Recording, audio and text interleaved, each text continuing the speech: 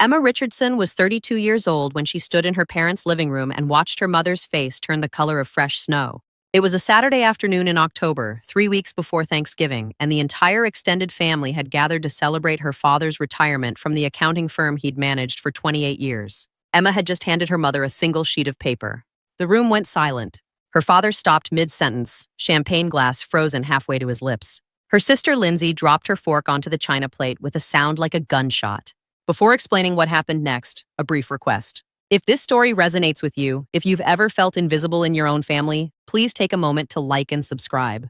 Drop your city and local time in the comments below. It brings genuine comfort to know where you are listening from. Emma grew up in a suburb of Charlotte, North Carolina, in a brick colonial house with white shutters and a magnolia tree in the front yard. Her father, Richard, managed the regional office of a mid-sized accounting firm and valued two things above all else: predictability and reputation. Her mother, Patricia, taught second grade at the local elementary school and cared deeply about what the neighbors thought, what the church community whispered, what the other teachers said in the faculty lounge. Emma had one sister, Lindsay, 3 years younger, who inherited their mother's straight blonde hair and their father's easy charm. Lindsay could walk into a room and make everyone feel like the party had finally started. Emma had inherited neither the hair nor the charm. She had her grandmother's build, her grandmother's practical hands, and her grandmother's habit of noticing things other people preferred to ignore. The difference between the two sisters became visible early. Lindsay was 8 and Emma was 11 when their father took them both to the father-daughter dance at the country club. Emma wore a dress her mother had ordered from a catalog, navy blue with a white collar. Lindsay wore a pink dress with layers of tulle that rustled when she walked. Their father danced one song with Emma, a slow waltz during which he kept glancing over her shoulder at colleagues across the room. He danced 4 songs with Lindsay, spinning her until she squealed, dipping her while the other fathers applauded. Emma stood by the punch table and counted the minutes until they could leave. On the drive home, her father told Lindsay she'd been the belle of the ball. He told Emma she'd looked very nice. She learned the difference between those two phrases that night. The pattern repeated throughout their childhood. When Emma made honor roll for 6 consecutive semesters in middle school, her mother put one report card on the refrigerator for 2 days before replacing it with a grocery list. When Lindsay made honor roll once in 10th grade, their mother framed the certificate and hung it in the hallway where visitors could see it.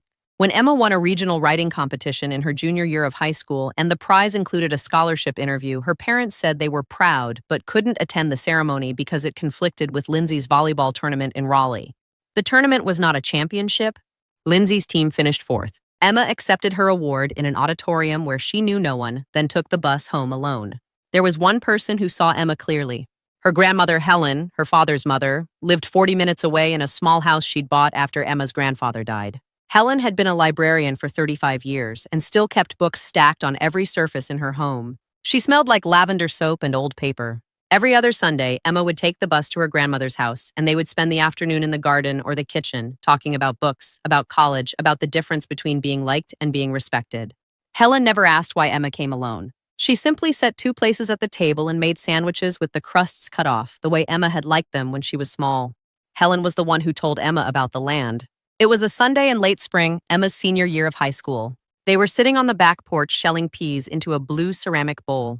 Helen said the words quietly, almost casually, as though she were commenting on the weather. She owned 43 acres in the mountains near Asheville, land her own parents had left her decades earlier. The property had a creek running through it, old-growth trees, and a view of the valley that people paid money to photograph. She'd kept it all these years, paid the taxes, never developed it, never sold it. And when she died, Helen said, the land would go to Emma. Emma looked up from the peas. She asked why. Helen smiled and said because Emma would know what to do with it. Because Emma understood that some things were worth keeping even when other people couldn't see their value. Because Emma was the only one in the family who'd ever asked Helen about her life before she became someone's wife, someone's mother, someone's grandmother. The land was Helen's, and Helen wanted Emma to have it. She'd already drawn up the paperwork, Helen said. Already filed it with her attorney. Already made it irrevocable. Emma was 18 years old. She didn't know what irrevocable meant in legal terms, but she understood the shape of the gift. She leaned over and kissed her grandmother's cheek, and Helen patted her hand and said no more about it. They finished shelling the peas in silence, listening to the birds in the trees and the distant sound of someone mowing a lawn 3 houses down. Helen died 2 years later, the winter of Emma's sophomore year of college. Congestive heart failure, expected but still sudden at the end. Emma came home for the funeral and sat in the front pew between her parents, listening to a minister who'd never met Helen recite generic platitudes about a woman's love for her family. After the service, Emma stood alone by the grave while the other mourners filtered back to their cars. The ground was frozen and the sky was white, and she could see her breath in the cold air. She stayed until her fingers went numb. 3 weeks after the funeral, Emma received a letter from Helen's attorney, a man named Douglas Crenshaw, who had an office in a converted house downtown. The letter informed her that she was the sole beneficiary of a property transfer executed by Helen Richardson 18 months prior to her death. The land, the letter said, was now hers. It had been deeded to her outright, with no encumbrances, no liens, no conditions. The letter included a map, a property description, and instructions for filing the deed with the county. Emma read the letter twice, folded it carefully, and put it in the lockbox under her dorm bed where she kept her birth certificate and passport. She didn't tell her parents about the land. She wasn't sure why at first. It felt private, something that belonged to the part of her life that her family didn't touch. And there was another reason, quieter and harder to name. She'd seen the way her mother's mouth tightened whenever Helen's name came up after the funeral. She'd heard her father say to someone at the reception that Helen had always played favorites. Emma decided to wait. She'd tell them later, when the time felt right, when the grief wasn't so fresh. The time never came. Emma finished college, moved to Raleigh, and took a job at a nonprofit that managed affordable housing projects. The work was steady and purposeful, and it paid enough to cover rent and groceries and student loan payments. She thought about the land often, imagined what it must look like in different seasons, wondered whether the creek still ran clear or if development upstream had muddied it. But she didn't visit. She told herself she was too busy, that the 2-hour drive was too far for a weekend, that she'd go when she had more time. The real reason was simpler. The land was the last thing Helen had given her, and as long as Emma didn't see it, Helen's gift remained perfect and untouched in her mind. Lindsay, meanwhile, had moved back home after a brief attempt at college. She worked part-time at a boutique in the mall and lived rent-free in her childhood bedroom. Their parents supported her without question, paid her car insurance, bought her groceries, covered her credit card bills when they got too high. Emma saw Lindsay 3 or 4 times a year, at Christmas and Easter and their parents' birthdays. The visits were polite and brief. Lindsay talked about her friends, her boyfriend, her plans to go back to school eventually. Emma listened and nodded and left as early as she could without seeming rude. If you've ever felt like a guest in your own family, if you've ever wondered whether you're imagining the difference in how you're treated, leave a comment below. You're not imagining it. You never were. Emma was 28 when she got the first call from her father. It was a Thursday evening in March, and she was making dinner in her small kitchen when her phone rang. Her father's voice was brisk and businesslike, the tone he used when he was about to ask for something he expected her to agree to. He said he and her mother had been reviewing their finances, and they wanted to talk to her about something important. Could she come home this weekend? Emma said she had plans. Her father said it was urgent. She said she'd try. He said he'd see her Saturday at 2. Saturday at 2, Emma sat at her parents' dining room table while her father spread documents across the polished surface. Her mother sat across from her, hands folded, expression carefully neutral. Lindsay wasn't there. Her father explained the situation in the clipped, efficient language he'd used throughout Emma's childhood. They'd made some investments that hadn't performed as expected. They'd borrowed against the house to help Lindsay pay off some debts, and now the interest rates had adjusted and the payments were higher than anticipated. They needed to liquidate some assets to stabilize their position before retirement. He paused, glanced at her mother, then looked back at Emma. They wanted to sell Helen's land. Emma felt the air leave her lungs. She said the land wasn't theirs to sell. Her father frowned and said of course it was. Helen had left everything to him as her only child. Emma said no. Helen had deeded the land to her directly, years before she died. Her mother's expression didn't change, but something flickered behind her eyes. Her father said that was impossible. He was the executor of Helen's estate. He'd handled everything. Emma said she had the deed. Her father said she must be mistaken. Emma excused herself, went to her car, and retrieved the lockbox from her trunk. She'd started carrying it with her after her apartment had been broken into the year before. She brought the box inside, unlocked it at the table, and handed her father the deed. He read it in silence. Her mother leaned over to read it with him. The room was so quiet, Emma could hear the refrigerator humming in the kitchen. Her father set the deed down carefully. He said Helen must have been confused at the end, must not have understood what she was signing. Emma said the deed was dated 2 years before Helen died, and Douglas Crenshaw was a reputable attorney who wouldn't have filed fraudulent paperwork. Her mother said Emma was being selfish, keeping land she wasn't using while her parents struggled financially. Emma said she'd offered to help with money before and they'd always refused. Her father said this was different. This was family. Emma asked what they planned to do with the money if they sold the land. Her father said that wasn't her concern. Emma said it was absolutely her concern since it was her land they wanted to sell. Her mother's face hardened. She said Emma had always been difficult, always unwilling to contribute to the family, always more concerned with herself than with the people who'd raised her and fed her and put a roof over her head. Emma said quietly that she'd paid her own way since she was 18. Her mother said that wasn't the point. The conversation ended badly. Emma left with the deed still in her hands, her father calling after her that they'd discuss it again when she was ready to be reasonable. She drove back to Raleigh with her hands shaking on the wheel, pulled into her apartment parking lot, and sat in the car for 20 minutes before she could make herself go inside. Over the following months, her parents called twice more. Each time, the request was the same. Each time, Emma said no. The third time, her father's voice was cold. He said Emma was making a choice, and choices had consequences. He said if she wasn't willing to help her family when they needed her, she shouldn't expect them to be there when she needed them. Emma said she understood. Her father hung up without saying goodbye. Emma didn't hear from her parents for a year. No calls on her birthday, no invitation to Thanksgiving or Christmas. She sent cards and they went unanswered. She called twice and both times her mother picked up, said they were busy, and ended the call within 30 seconds. Lindsay texted once to say their parents were upset and Emma should apologize. Emma didn't respond. The silence hurt more than she'd expected. She told herself it was confirmation of what she'd always known, that their love had conditions she'd never been able to meet. But knowing something and feeling it were different. She started seeing a therapist, a woman named Dr. Navarro, who had an office near the university. Dr. Navarro asked good questions and didn't offer easy answers. Slowly, over months of sessions, Emma began to understand that she'd been waiting her entire life for her parents to see her the way Helen had seen her, and that they never would. It was Dr. Navarro who suggested Emma actually visit the land. Emma had owned it for nearly 10 years and had never set foot on it. Dr. Navarro said perhaps it was time to see what Helen had wanted her to have. Emma scheduled a Saturday in October, requested the day off work, and made the 2-hour drive west into the mountains. The land was more beautiful than she'd imagined. The access road was overgrown but passable. The trees were old and thick, their leaves just beginning to turn gold and red. The creek ran clear over smooth stones, cold and fast. Emma walked the property for 3 hours, following the boundary markers Helen's surveyor had set decades earlier. She stood on a ridge and looked out over the valley, watching the light change as the afternoon progressed. She understood, standing there, why Helen had kept it, and why Helen had wanted Emma to have it. Driving home, Emma made a decision. She would keep the land. She would visit it regularly, and eventually, when she had saved enough, she would build a small house on it, something simple and well-made, a place that was hers in a way nothing else had ever been. It would take years. That was fine. She had time. Emma was 31 when the letter arrived. It came on a Tuesday in June, forwarded from her old address, sent by a title company in Asheville. The letter informed her that a sale of the property located at the address matching Helen's land had been recorded with the county 3 weeks earlier. The new owners, the letter said, were Richard and Patricia Richardson. The sale price had been $460,000. Emma read the letter 3 times. Then she called Douglas Crenshaw. Crenshaw was 72 now, semi-retired, but he still kept an office and still took calls from longtime clients. Emma explained who she was, told him about the letter, and asked how her parents could have sold land they didn't own. Crenshaw was silent for a long moment. Then he asked her to email him the letter and give him 24 hours. He called back the next evening. His voice was tight with anger, the most emotion Emma had ever heard from him.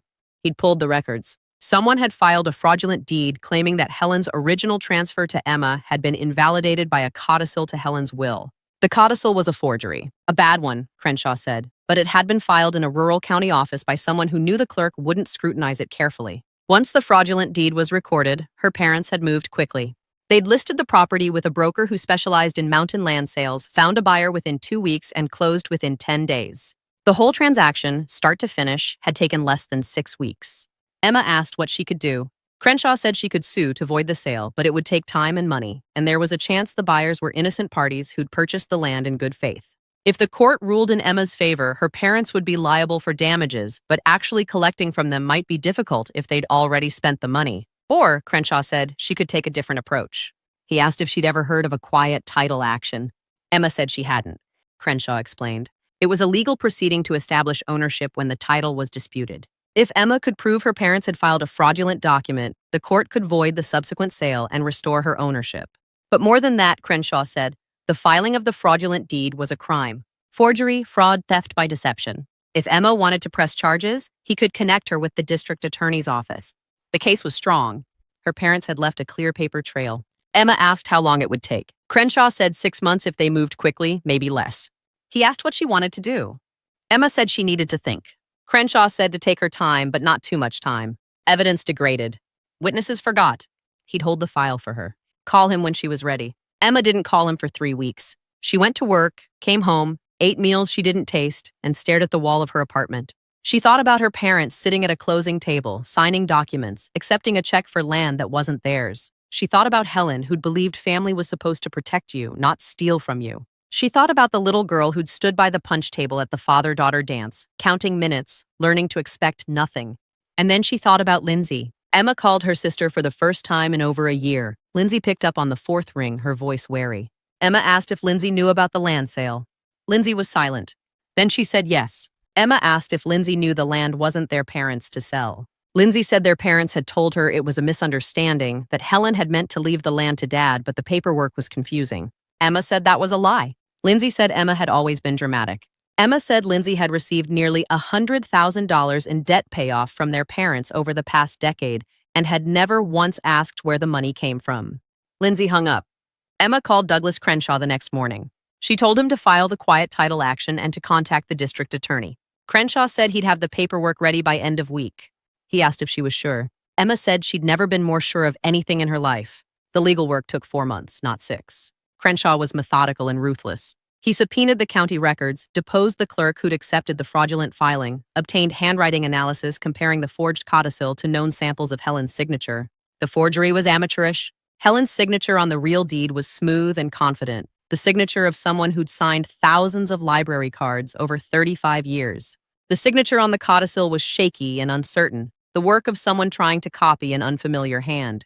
The handwriting analyst's report was damning. The buyers of the land, a couple from Florida who'd planned to build a retirement home, were horrified to discover they'd purchased stolen property. Their attorney contacted Crenshaw and negotiated a settlement. The sale was voided, the couple received a full refund from the title insurance company, and Emma's ownership was restored. The couple sent Emma a letter apologizing for the trouble. They seemed like kind people. Emma felt sorry for them. The criminal case took longer. The district attorney, a woman named Catherine Moss, assigned the case to a prosecutor who specialized in financial fraud. The prosecutor reviewed the evidence and offered Emma's parents a plea deal. They could plead guilty to 1 count of forgery and 1 count of fraud, pay restitution, and accept probation. Or they could go to trial. The prosecutor said she was confident she'd win at trial, and the sentence would be harsher. She gave them 2 weeks to decide. Emma's father called her for the first time in nearly 2 years. His voice was different, smaller. He said they needed to talk. Emma said there was nothing to talk about. He said he was her father. Emma said he'd stolen from her and forged documents to do it. He said it was more complicated than that. Emma said it wasn't. He asked what she wanted from them. Emma said she wanted them to take responsibility for what they'd done. He said if they pleaded guilty, they'd lose everything, their reputation, their standing in the church, their friends. Emma said they should have thought of that before they committed fraud. He said she was destroying the family. Emma said the family had never included her. She hung up. Her parents rejected the plea deal. The case went to trial. The trial was scheduled for late September, but Emma's father's retirement party had been planned for months, long before the legal trouble started. Patricia and Richard decided to go ahead with it. Perhaps they believed they'd be acquitted. Perhaps they thought pretending everything was normal would make it so. Or perhaps they simply couldn't bear to cancel an event where they'd be the center of attention. They sent invitations to 60 people. 53 said yes. Emma was not invited. She wouldn't have attended if she had been, but she knew about the party because Lindsay posted about it on social media, a photograph of their parents' dining room table set with their wedding china, white tablecloths, silver candlesticks, a centerpiece of white roses. The post said, "Celebrating 40 years of hard work and dedication. So proud of my parents." Emma called Douglas Crenshaw. She asked if there was any legal reason she couldn't attend her father's retirement party. Crenshaw was quiet for a moment, then he laughed. He said there was no legal prohibition. He asked what she planned to do. Emma said she planned to give her parents a gift. The party was on a Saturday afternoon in October. Emma arrived at 2:30, half an hour after the stated start time. She wore a navy dress and carried a leather portfolio. She parked on the street and walked up the brick path to the front door. Through the window, she could see people gathered in the living room and dining room, holding champagne glasses, talking in clusters. She could see her father near the fireplace, her mother by the dining table, Lindsay laughing with someone Emma didn't recognize. Emma knocked. Her mother answered. Patricia's face went through a sequence of expressions in 3 seconds: surprise, confusion, anger. She said Emma wasn't invited. Emma said she wouldn't stay long, she just wanted to give her father a retirement gift. Her mother started to close the door. Emma said loudly enough for people inside to hear, "I have a gift for Dad. May I come in?" Her father appeared behind her mother. People in the living room had turned to look. Richard's face was red. He said this wasn't the time. Emma said it was a retirement party. It seemed like exactly the time to acknowledge the end of a career. He glanced at the people watching, then stepped back. Patricia opened the door wider. Emma walked inside. The room went quiet. Emma recognized some of the faces, colleagues from her father's firm, friends from church, neighbors from the street. Her Aunt Carol was there, her father's sister, holding a glass of white wine. Her Uncle Jim stood by the window. Lindsay was near the dining table, her face pale. Emma walked to the center of the room. She set the portfolio on the coffee table. Her father said Emma should leave. Emma said she just wanted to give him his gift, and then she'd go. She opened the portfolio and took out a single sheet of paper. She said her father had worked for 40 years in accounting, a profession built on accuracy, integrity, and trust. She said he'd taught her when she was young that numbers didn't lie, that documentation mattered, that a person's reputation was built on the quality of their work and the honesty of their dealings. She said she'd always admired that about him. The room was silent. Emma held up the paper. She said this was a copy of a court filing from the previous week. The filing documented that Richard and Patricia Richardson had been formally charged with forgery and fraud in connection with the theft and sale of property that belonged to their daughter. She said the trial was scheduled to begin in 3 weeks. She said the evidence was comprehensive and included handwriting analysis, deposition testimony, and county records. Her father's face had gone white. Her mother was frozen, champagne glass halfway to her lips. Lindsay made a small sound, almost a gasp. People around the room looked at each other, at Emma's parents, at the paper in Emma's hand. Emma said she'd brought copies for anyone who wanted to review the details. She set a small stack of documents on the coffee table. She said the public records were available to anyone who wanted to verify the information. She said she understood her parents had told people the legal trouble was a misunderstanding, a clerical error, something that would be resolved quietly. She wanted to make sure everyone knew the truth. Someone near the fireplace set down their glass. The sound seemed very loud. Emma's Aunt Carol was staring at her brother, her face a mixture of shock and something that looked like recognition, as though pieces were falling into place. Her Uncle Jim had his phone out, already reading something, probably searching for news of the case. Emma's father found his voice. He said Emma was lying, that she was vindictive and unstable, that she'd always been jealous of Lindsay. Emma said the documents spoke for themselves. She said anyone who wanted to could attend the trial. It was a public proceeding. She said the forgery was particularly clumsy, and the prosecution had handwriting experts who would testify that the signature on the codicil bore no resemblance to Helen Richardson's actual signature. Her mother said something then, her voice shaking. She said Emma was doing this because she'd always hated them, because she'd never been grateful for anything they'd given her. Emma said quietly that they'd given her very little, and what they had given, they'd given to Lindsay twice over. She said the land they'd stolen had been worth $460,000. And they'd sold it to fund Lindsay's lifestyle while Emma had worked and saved and paid her own way since she was 18. Lindsay started crying. She said she didn't know. She didn't know it was stolen. Their parents had told her it was theirs. Emma looked at her sister for a long moment. Then she said Lindsay had never asked questions because she'd never had to. Everything had always been given to her. She'd never had to wonder whether she was loved because the evidence was everywhere, constant, undeniable. Emma said she didn't blame Lindsay for that, but she didn't absolve her either. Someone near the door left. Then another person. Then 3 more. They set down their glasses and walked out without saying goodbye. Emma's father watched them go, his face slack. Her Aunt Carol walked over to Emma, glanced at the documents on the coffee table, then looked at her brother. She said, "Richard, is this true?" Emma's father didn't answer. Carol picked up one of the documents and started reading. The room was emptying. People were leaving in 2s and 3s, some pausing to glance at the documents, others simply walking out. Emma's mother stood by the dining table, surrounded by the untouched food she'd spent days preparing, her face rigid. Lindsay sat down on the sofa and put her head in her hands. Emma's father stood near the fireplace, watching his retirement party dissolve, watching 40 years of reputation crack and fall like a structure with a flawed foundation. Emma picked up her portfolio. She said she'd said what she came to say.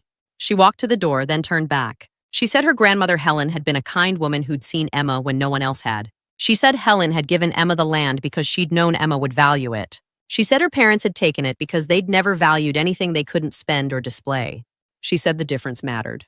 She left. The door closed behind her with a soft click. She walked to her car, got in, and sat for a moment with her hands on the steering wheel. Through the front window of the house, she could see people still leaving, could see her father sitting now on the sofa, her mother standing alone by the table, her Aunt Carol reading the documents. Emma started the car and drove away. The trial began 3 weeks later. Emma attended every day, sitting in the back row of the courtroom. The prosecution's case was exactly as strong as the prosecutor had promised. The handwriting expert testified for 2 hours, walking the jury through side-by-side comparisons of Helen's real signature and the forged one. The county clerk testified that she'd accepted the fraudulent deed without proper verification because Richard Richardson had been a respected member of the community and she'd had no reason to doubt him. Douglas Crenshaw testified about the original deed, about Helen's intention, about the legal impossibility of the codicil being legitimate. Emma's parents sat at the defense table and watched their attorney try to create doubt where none existed. The jury deliberated for 90 minutes. They found Richard and Patricia Richardson guilty on both counts. Sentencing came 4 weeks later.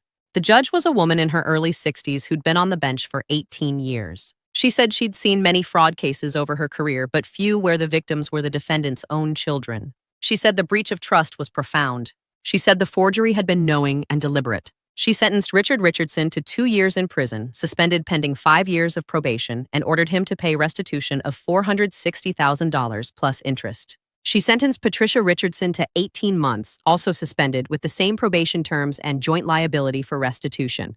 The courtroom was nearly empty. Emma's parents had stopped inviting people into their lives. The church friends had disappeared. The neighbors had stopped calling. The colleagues from the accounting firm had sent a terse statement to the judge asking that the firm's reputation not be conflated with Richard's personal conduct. Lindsay was there, sitting 3 rows behind her parents, her face swollen from crying. After the sentencing, Emma walked out of the courtroom and stood in the hallway. Her parents came out a few minutes later with their attorney.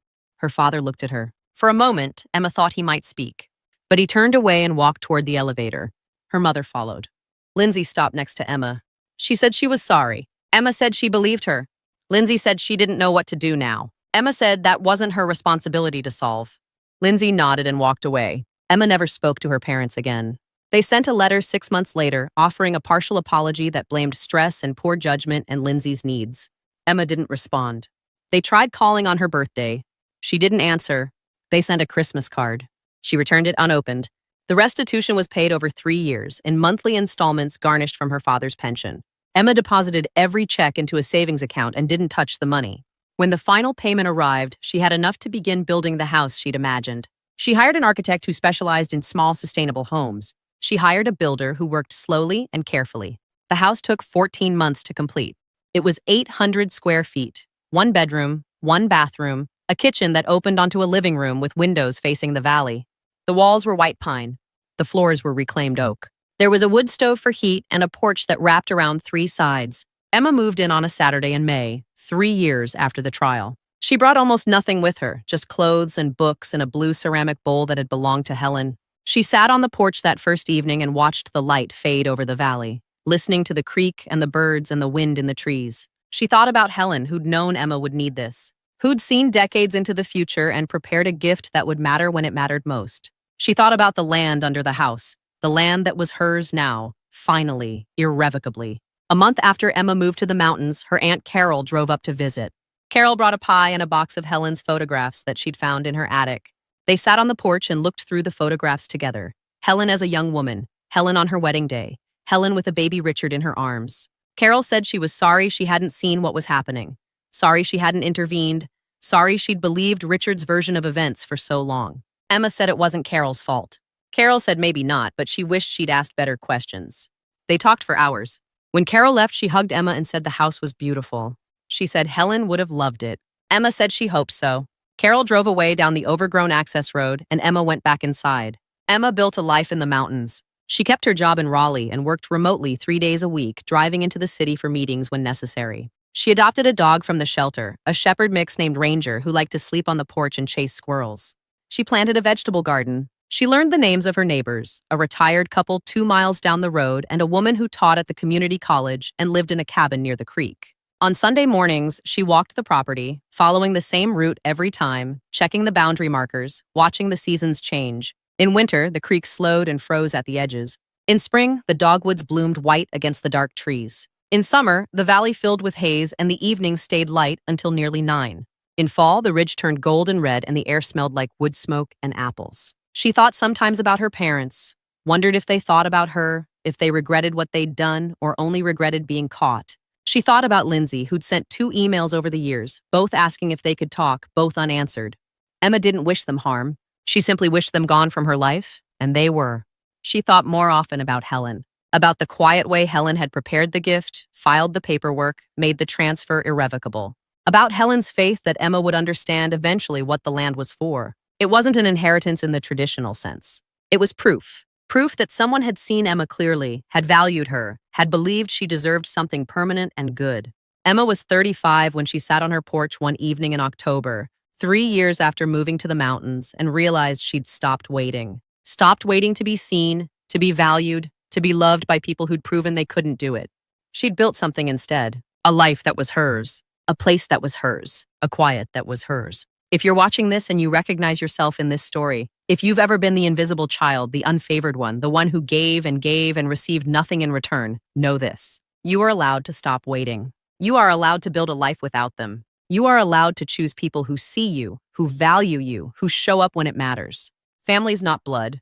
Family is who stays. Setting boundaries is not cruelty. It is survival. Choosing yourself is not selfishness. It is the first act of self-respect. And walking away from people who take more than they give is not abandonment. It is freedom. You don't owe your family your inheritance. You don't owe them your peace. You don't owe them forgiveness they haven't earned. What you owe yourself is a life built on your own terms, surrounded by people who see you the way Helen saw Emma. Clearly, completely, without conditions. If this story resonated with you, please share it. Leave a comment with what spoke to you. Subscribe if you'd like to hear more stories like this. Thank you for listening. Thank you for being here.